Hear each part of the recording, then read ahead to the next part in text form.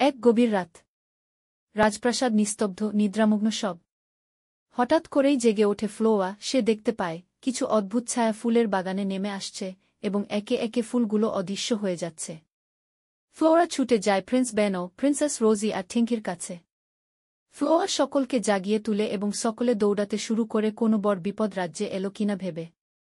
থিঙ্কি দ্রুত তার জাদুচশমা পরে দেখে এক অদৃশ্য বুনো মৌমাছি ছায়ার মতো হালকা ফুলগুলো সংগ্রহ করছে। তার নাম ফলেনক্স। সে এসেছে দূরের অন্ধকার রাজ্য গ্লোংগ্রুভ থেকে। ফলেনক্সের চোখে ছিল ক্লান্তি, মুখে ক্ষুধার্ত মৌমাছিদের জন্য এক গভীর আরতি। সে চুপচাপ বলে, আমি চুরি করতে চাইনি।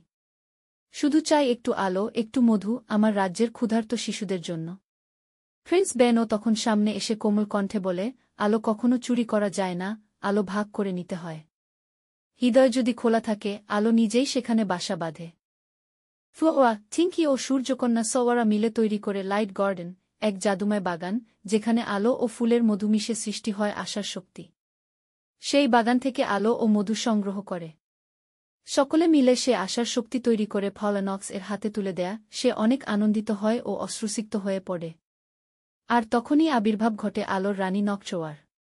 তিনি ফলেনক্সের হৃদয়ে এক বিশেষ জাদু আলো ছড়িয়ে দিয়ে বলেন, যেখানে হৃদয় সত্য আর খোলা থাকে সেখানে আলো কোনোদিন শেষ হয় না। এরপর থেকে গ্লোংগ্রুভেও আর অন্ধকারে থাকে না। ফলেনক্সের হৃদয়ে আলোকিত হয়ে যায়। এরপর আনন্দের সাথে ফলেনক্স ফিরে যায় তার রাজ্যে। এই মুহূর্ত দেখে রাজ্যের সকলে আনন্দিত ও অশ্রুসিক্ত হয়ে পড়ে।